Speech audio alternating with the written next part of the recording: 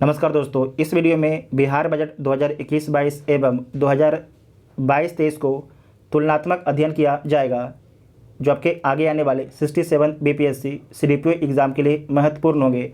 बहुत से बच्चे कमेंट कर रहे थे कि सर बजट को जो है कुछ शॉर्ट करके लाया जाए। तो देखिए, अब जो बजट है सबसे शॉर्ट में आ गया है।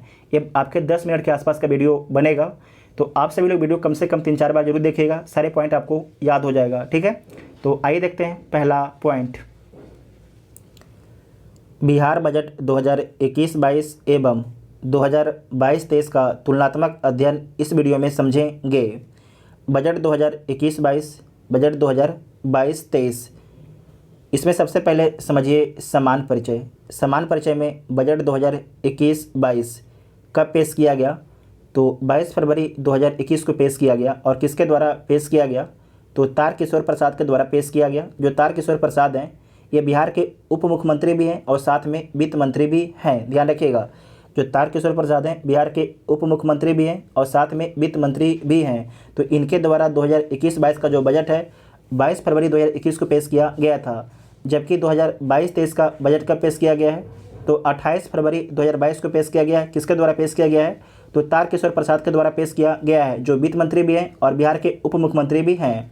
और साथ ही आपको ध्यान रखना है कि जो 2022-23 का बजट पेश किया गया है, अब तक का बिहार के इतिहास में सबसे बड़ा बजट है।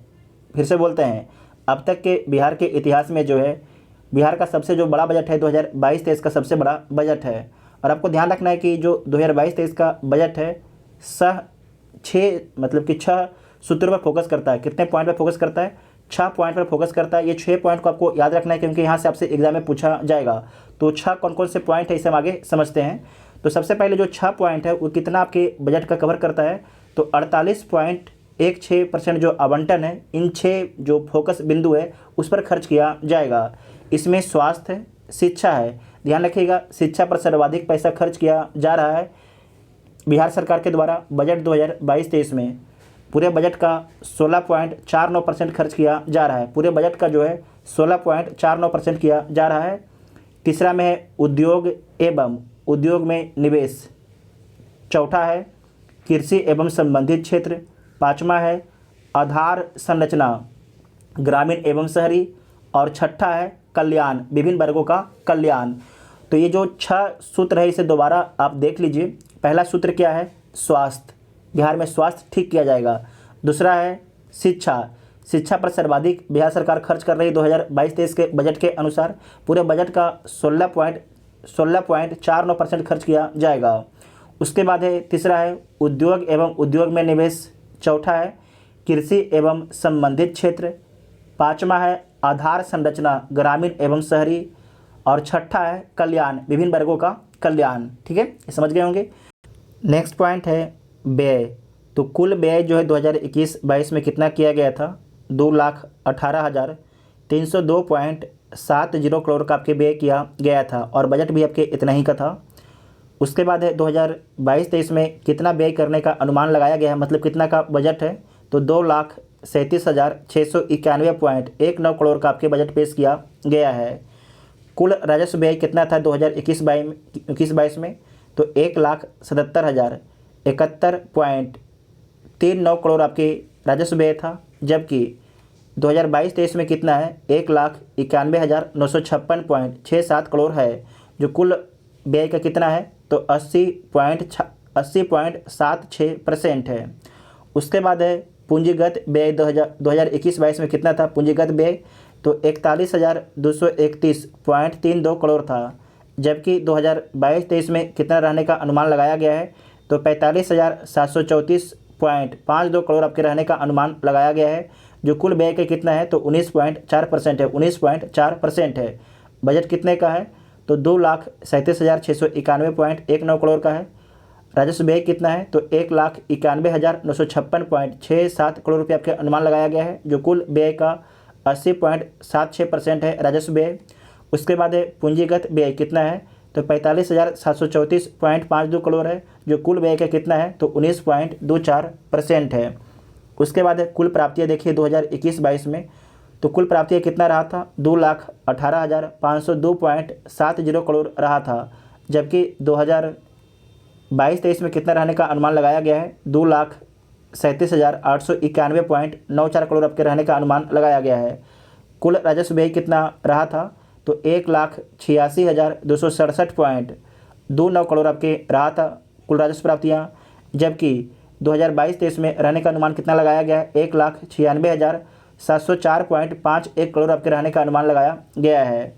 उसके बाद है पूंजीगत प्राप्तियाँ, ये तो हो गया आपके राजस्व प्राप्तियाँ। अब नीचे है पूंजीगत प्राप्तियाँ, कितना आपके रहा था 2021-22 में?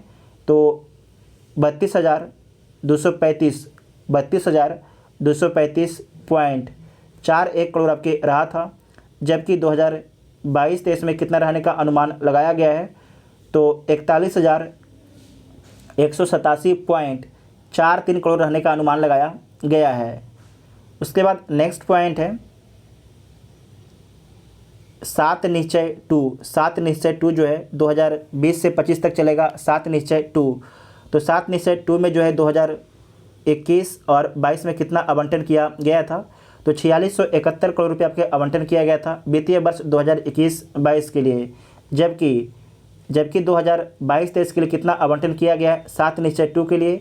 तो 5,000 करोड़ रुपये आपके आवंटन किया गया। कितना? 5,000 करोड़ रुपये आपके आवंटन किया गया। इसे नोट कीजिएगा, पूछा जा सकता है। उसके बाद है राजस्व बचत। जो राजस्व बचत है 2021-22 में कितना रहा था? GSDP का, ग्रॉस स्टेट डोमेस्टिक प्रोडक्ट का कितना रहा था? तो 1.21% रहा था, मतलब 1.21% रहा था, जबकि 2022-23 में कितना रहने का अनुमान लगाया गया है? 2022-23 के बजट में जो है GSDP कितना रहने का अनुमान लगाया गया है? तो 0.64% रहने का अनुमान लगाया गया है। 0.64% रहने का अनुमान लगाया गया है। उसके बाद है राजकोषीय घाटा। जो राजकोषीय घाटा है उसके बारे में समझिएगा। तो राजकोषीय घाटा कितना रहा था 2021-22 में? तो राजकोषीय घाटा रहा था 2.97% रहा था। 2.97% रहा था। GSDP कितना रहा था? ग्रॉस स्टेट डोमेस्टिक प्रोडक्ट कितना रहा था? तो जो राजस्व घाटा है वो आपके 2.97% रहा था, जबकि 2022-23 में कितना रहने का अनुमान लगाया गया है राजकोषीय घाटा? तो 3.47% रहने का अनुमान लगाया गया है। 3.47% रहने का अनुमान लगाया गया है। उसके बाद नेक्स्ट है लोक ऋण अधिशेष। लोक ऋण अधिशेष जो है कितना रहने का अनुमान लगाया गया है 2022-23 में? तो 31.95% रहने का अनुमान लगाया गया है लोक ऋण अधिशेष, जबकि 2021-22 में कितना रहा था? तो 26.61% रहा था। 26.61% रहा था लोक ऋण अधिशेष 2021-22 में, जबकि 2022-23 में कितना रहने का अनुमान लगाया गया है? तो 31.95% रहने का अनुमान लगाया गया है। नेक्स्ट पॉइंट में अन्य तथ्य है, इसमें समझिए बजट 2021-22 का इम्पोर्टेंट पॉइंट। पटना में जो है APJ Abdul Kalam science city की स्थापना की बात की गई थी। बजट 2021-22 के तहत दरभंगा में तारामंडल सह विज्ञान संग्रहालय की स्थापना की बात की गई थी। राजगीर में नेचर सफारी और स्पोर्ट यूनिवर्सिटी की स्थापना की बात की गई थी। जो राजगीर में नेचर सफारी है तो शुरू भी हो चुका है, और जो स्पोर्ट्स एकेडमी है ये भी आपके बनना शुरू हो चुका है। वैशाली में बुद्ध सम्यक दर्शन संग्रहालय बनाया जाएगा बजट 2021-22 के तहत। अररिया में जो है चिड़ियाघर बनाया जाएगा। 20 लाख लोगों को रोजगार का प्रस्ताव दिया गया था बजट 2021-22 में, जो अभी तक पूरा नहीं किया गया है सरकार के द्वारा। उसके बाद है बाल बजट का प्रारंभ। वेरी वेरी इंपॉर्टेंट पॉइंट है। जो बाल बजट है ये प्रारंभ कब हुआ था? तो 2013-14 में बाल बजट का प्रारंभ हुआ था। उसके बाद विकास दर देखिए 2022 और 23 का बजट है, 22 और 23 का। तो विकास दर 2020-21 में कितना रहा है? तो 2.5% रहा है। 2020-21 में विकास दर कितना रहा है? 2.5% रहा है, जबकि 2021-22 में जो है कितना अनुमानित है? तो 9.8% अनुमानित है। वेरी वेरी इंपॉर्टेंट है। जो 2022-23 में कितना अनुमानित है? तो 9.7% है। आपको याद रखना है कि 2021-22 में कितना है? 9.8% है, जबकि 2022-23 में जो है 9.7% रखा गया है। 1% कम रखा, 0.1% कम रखा गया है। ठीक है, फिर से बोलते हैं 2021-22 में कितना है? तो 9.8% है, जबकि 2022-23 में कितना है? तो 9.7% अनुमानित है। जबकि 2021-22 में कितना अनुमानित था 9.8%। इसका भी पूरा आंकड़ा नहीं आया है। उसके बाद है विकासात्मक व्यय जो है कुल व्यय का कितना है तो 67.37% है, 67.37% है। गैर विकासात्मक व्यय जो है कुल व्यय का कितना है तो 32.63% है।